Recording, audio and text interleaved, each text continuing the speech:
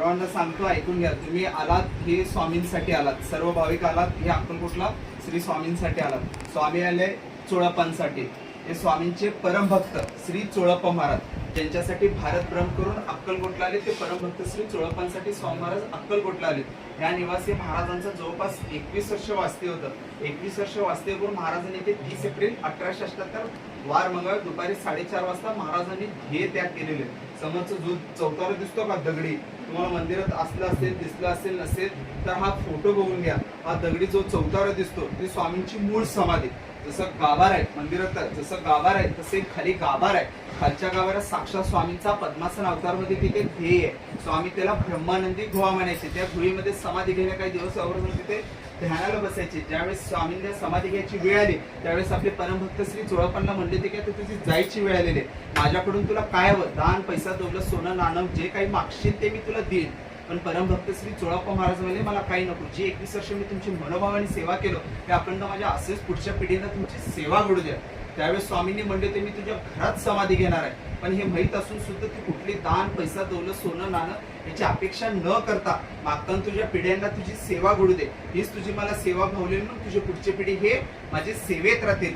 आणि महाराजांनी समाधी घेण्यापूर्वी परमभक्त श्री चोळप्पा महाराजांनी एक ओढ दिली होती, जो माझा देणेकरी ज्याचे कर्म शुद्ध त्याला चोळप्पांचे निवासी मी स्वतः बोलत असतो. ज्याला अजून मी पण आहे, ज्याच्या अंगात ज्याचा मी पण आहे, ज्याच्या कर्माचं फेर आहे त्याला वड्याखाली म्हणजे वटवृक्षाखाली त्याला मी फेऱ्या फिरवत असतो. आज अक्कलकोटला हजारो भाविक येतात. 900 लोकांचं फेऱ्या तिथं असतो, फक्त 100 लोकांचं समाधी स्थानी असतात. म्हणून महाराजांनी म्हणजे ते ज्यावेळेस त्याचे कर्म शुद्ध होईल त्यावेळेस चोळप्पांचे निवासी मी स्वतः बोलवत असतो. म्हणून ते प्रत्येक भक्तेनार तो माझा असतो. प्रत्येकी भक्ताला एक माझी आठवण असू दे.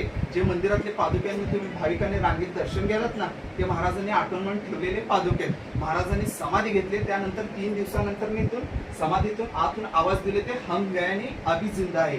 स्वामींचा अजून पण ह्या घरात पावला पावलाला प्रचिती सुरू असतात. हम गयानी अभी जिंदा आहे. मंदिर अनेक असतात, मंदिर तुम्ही बांधू शकता, पण नेहमी समाधी स्थान एकच असते. जसे आळंदीला आपले माऊलींचे स्थान आहे, इथे साक्षात स्वामींची समाधी स्थान आहे. ज्या तुम्ही निवासी आलात हे स्वामींचे परम भक्त श्री चोळप्पा महाराज. तुम्ही पोती सिरियल मध्ये त्यांचं नाव उल्लेख वगैरे ऐकलंच असेल. हा त्यांचाच निवास आहे. ज्यांच्यासाठी भारत भ्रमण करून अक्कलकोटला आले तर ते चोळप्पांसाठी स्वामी महाराज अक्कलकोटला आले.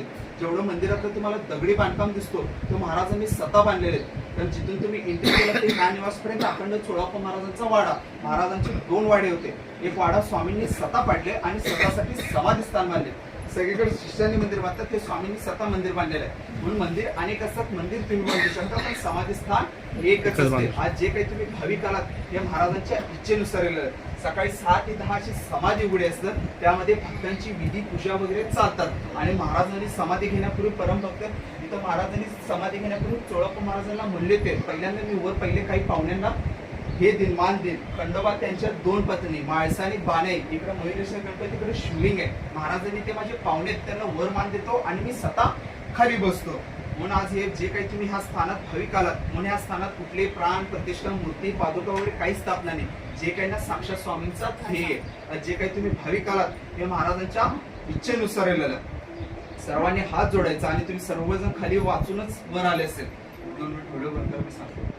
खाली तुम्ही 1857 मध्ये हे पादुका तुम्ही वाचलंच असेल ना.